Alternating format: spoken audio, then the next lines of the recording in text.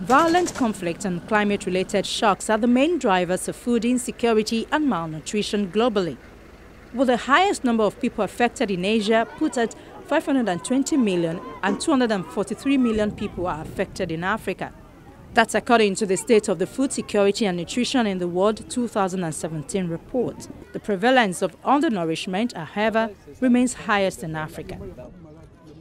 We must support governments, not only in making nutrition a priority, but in developing and implementing policies, programs, and systems that help deliver nutrition to the children at gravest risk, no matter where they live.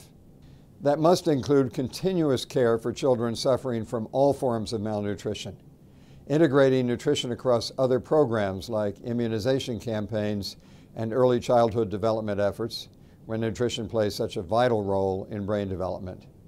Increased support for breastfeeding, especially in the first 6 months of life, and better data about excluded children, nutrition, hunger, and food insecurity in every society.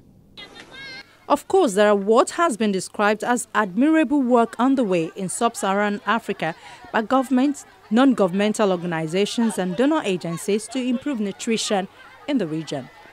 It was discovered that these efforts are often hampered by 4 key shortcomings. The International Center for Tropical Agriculture says these efforts are often hampered by 4 key shortcomings. Responses are reactive, not proactive. Interventions are limited to the households and community level, while decision makers lack the data to combat malnutrition, and the signs for malnutrition may not become apparent until a food crisis erupts. We've been thinking at SIAT and with our partners, what would resilience look like for nutrition? And this came up because we were having a conversation around the cycles, the repeated cycles of food crises in Africa and parts of Asia. And so we started to ask, could we possibly move away from always reacting or responding to crises to be more proactive and using predictive models to preempt the occurrence of food crises? And what would those models look like? What indices should we be developing and what should we be looking out for? How early could we predict and who would use that information? So to overcome these shortcomings, the International Center for Tropical Agriculture is focusing on the use of data, big data. It is developing a new innovation in the fight for food and nutrition security called the Nutrition Early Warning System, or NEWS. It says this will focus initially on boosting nutrition in sub-Saharan Africa, but eventually NEWS will target vulnerable populations globally. The system will initially analyze the nutritional status of populations in selected countries in sub-Saharan Africa to find options for successful interventions. The tool can then mine the data to provide 2 key outputs: an early warning system to alert decision makers to nutrition threats well ahead of a crisis, ongoing surveillance to provide multiple options for nutrition interventions, and to build resilience within national and regional food systems. We're using existing data to identify the most important causal factors through our econometric researchers. And then we're using that to kind of seed a computational model that's looking at community resilience.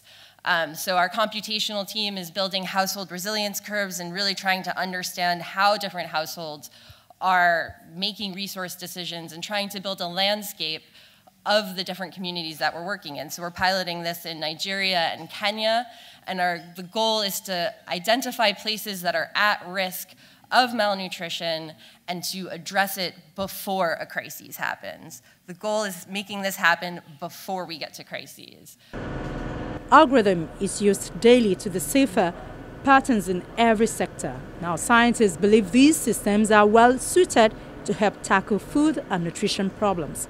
You know, with the emergence of new technologies, with the increased penetration of mobile technology and the usage of them, we create digital traces. Every time you use your mobile phone, telecom operators can know where you are, the way you move throughout the day, the way, you know, how much money you spent via, and you transfer on mobile money, how you use your phone. Just that gives a lot of rich information that, aggregated and anonymized, can give insights on mobility patterns that can monitor long-distance transmission of infectious diseases, for example. It can give information about spending behavior, which can be correlated with expenditures on food.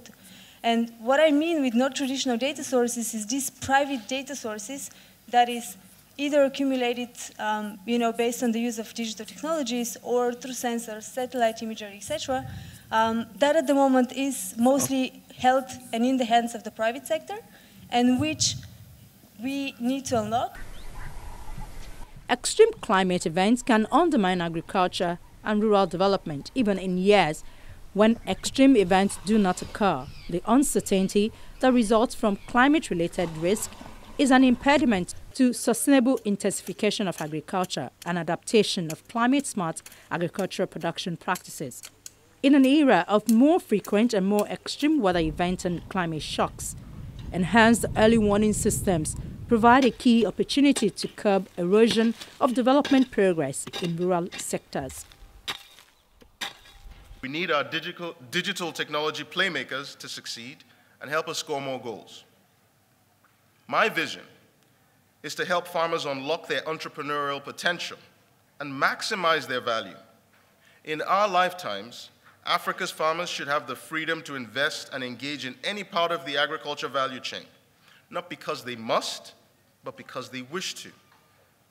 They will do away with back-breaking, labor-intensive on-farm activities. They will make well-informed choices about more nutritious diets, and malnutrition will be eliminated. Agriculture will no longer be perceived as the last resort of the poor.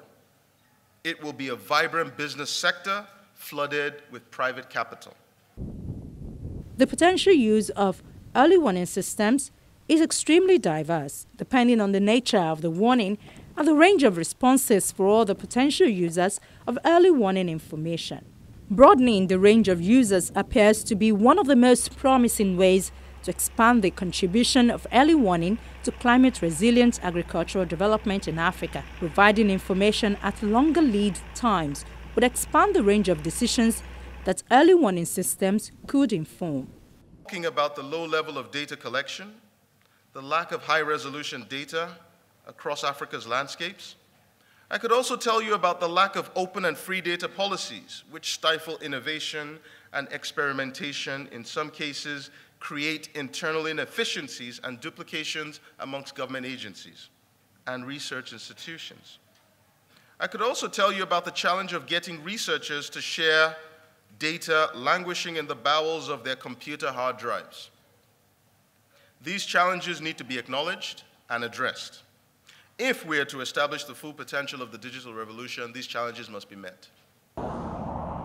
However, enabling decision makers operating at local to subnational levels to benefit from early warning information will also require investment in training and communication.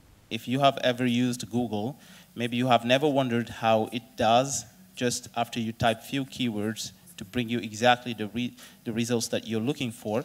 But behind the scenes, there are artificial intelligence algorithms that are running and that does exactly what you need them to do, and you don't know what they do, and that's basically the point.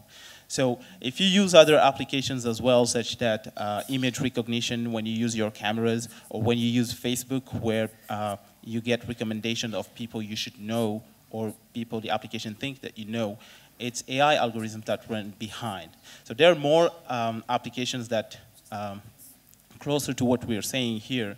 For example, if you take fields like healthcare, which AI is completely revolutionizing right now, several diagnoses now are done by AI systems, which are on par or superior on accuracy to humans and doctors. In addition, implications to system design confidence in early warning information is influenced by the quality of data.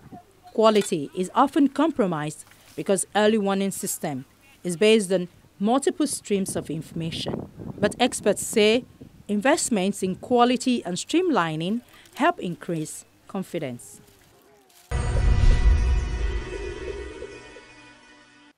Experts say food security is a complex condition requiring a holistic approach to all forms of malnutrition, the productivity and incomes of small-scale food producers, resilience of food production systems, and the sustainable use of biodiversity and genetic resources. That's our program for today. Thank you for watching. You can get in touch with us by writing to esfal@channelstv.com. From all of us here in Lagos, it's bye for now.